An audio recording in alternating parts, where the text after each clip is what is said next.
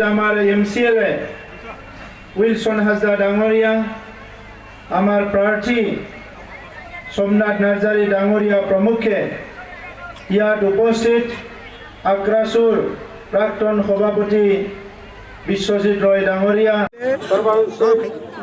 UPPL দলক আতার আলী খান আৰু UPPL নিৰ্বাচনত জিকিব কনফাৰ্ম।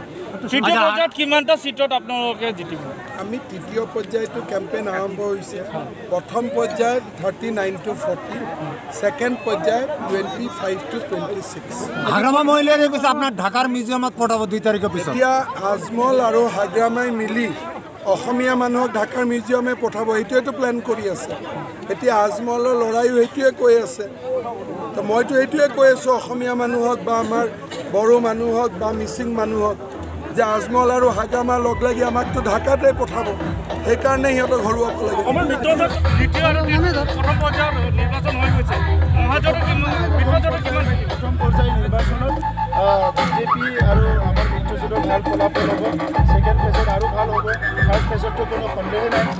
মহাজোঁট যিটো আছে এইটো একদম ডাঙৰ এটা ফ্লপ শ্ব' কৰিবলৈ গৈ আছে, কাৰণ তেতিয়া সকলোখিনি ফেজ বেলেগ।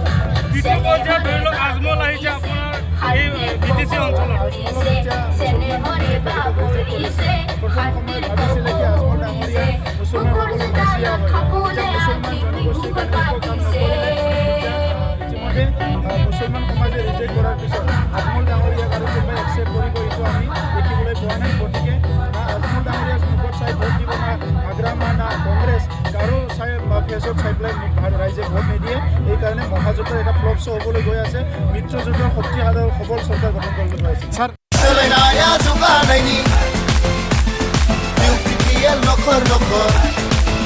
बिटिआर हालामनि थागिबिफोरनि थाखाय UPPLनि 4थि बान्था। सरकार दाफुंजानायनि दान मोननैनि गेजेरावनो गोजोन सान्थिनि लामा सायख'ना लायो NDFB बिदा फंबायफ्रा। खोमसि सायख्लुमखौ बोखारना दा बिटिआरआ जौगानायनि लामायाव।